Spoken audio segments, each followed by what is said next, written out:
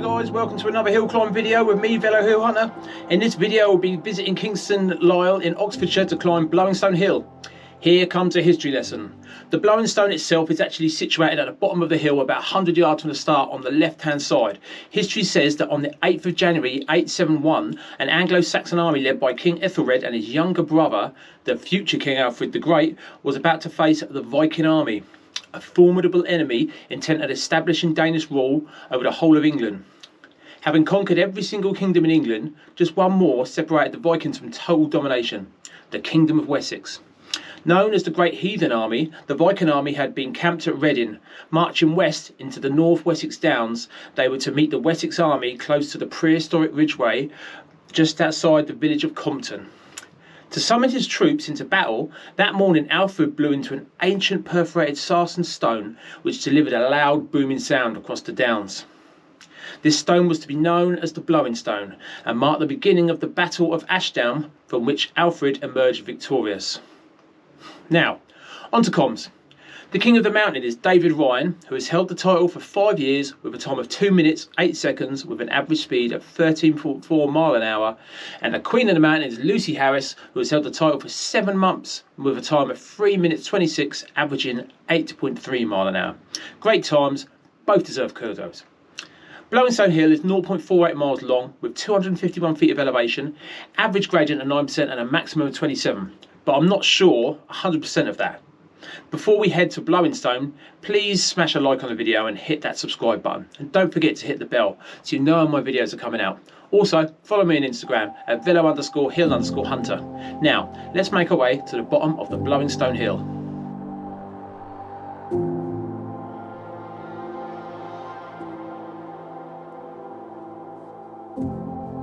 Okay, at the bottom of Blowingstone Hill, and to be fair, the comm doesn't really get much easier to follow than this. It starts there as you pull in and it stops where I stop, which will be, there'll be a tree on the left hand side where I stop. That's where the comm stops and that's where the hill stops.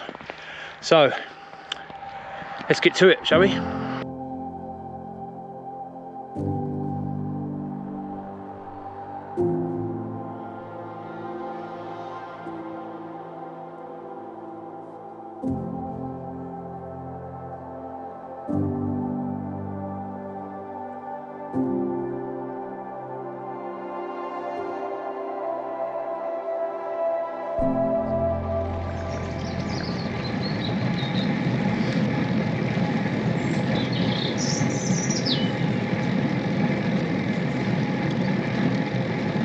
So, straight from the off,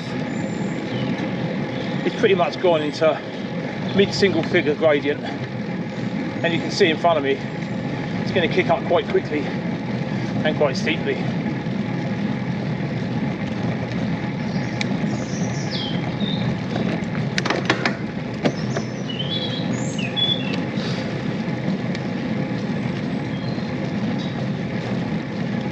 As views go, there ain't none. You're pretty much surrounded with trees over the top and to the side. And if there is a view, I can't see it anyway, because it's foggy as hell. Okay, definitely got steeper now, sort of coming up to mid-teens.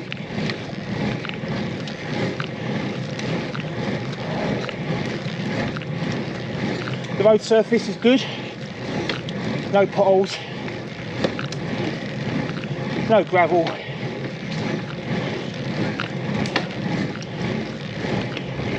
So I should imagine a descent will be quite nice on here. Right, it's gone up to 20, just over 20%.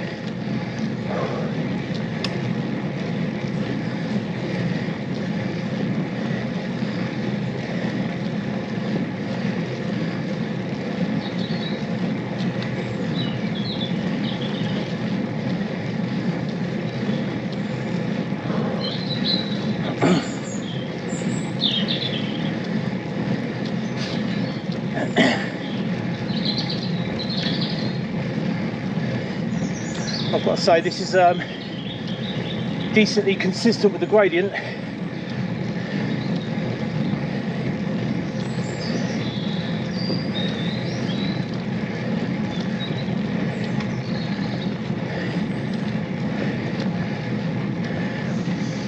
sort of floating around the 20% gradient, maybe just under.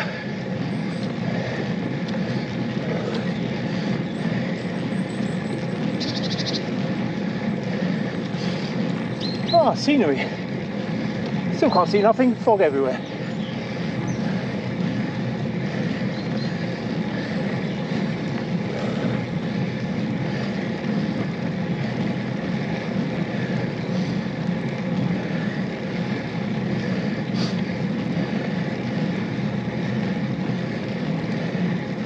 Okay, looks like the gradient's slightly going down now.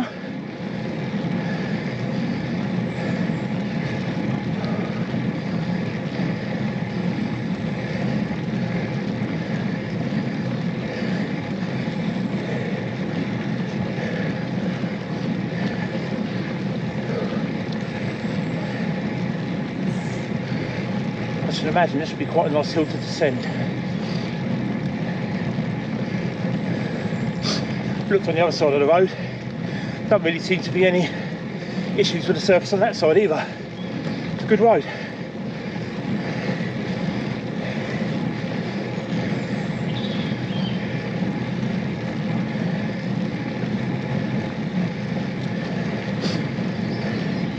So there you see the top, it's flattening out.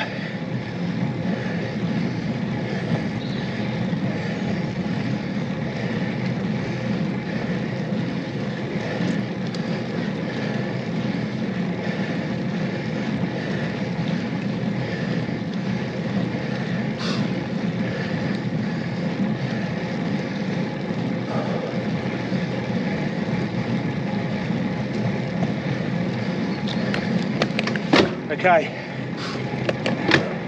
that's pretty much it. Not a long one, it's certainly quite steep. Anyway, I'll give you Blowingstone Hill. So Blowingstone Hill is a decent climb but a tad short. I chose a day where it was really foggy, so whether or not there was decent scenery on the right remains to be seen, as the left is just dense woodland. The road surface is excellent, no potholes, gravel, shingle etc, and whilst climbing I saw several riders absolutely flying down the descent, which tells me that the other side surface is just as good. The gradient of this hill is at its steepest near the beginning, then near the end, but having said that, it's a pretty consistent gradient that really doesn't let up until you see the flattening of the road, and with that the lower of the gradient. This is another case of if the hill was longer it would get a high difficulty score, so Blowingstone Hill for me scores a solid 5 out of 10. Next time I'll be visiting Goring in Berkshire to climb one of the national hill climbs for 2020 and one of the hills featured in the Tour of Britain, Streatley Hill. So I hope you can join me also. Please don't forget to like and subscribe to my channel and help me grow it, and follow me on Instagram. Thanks for watching.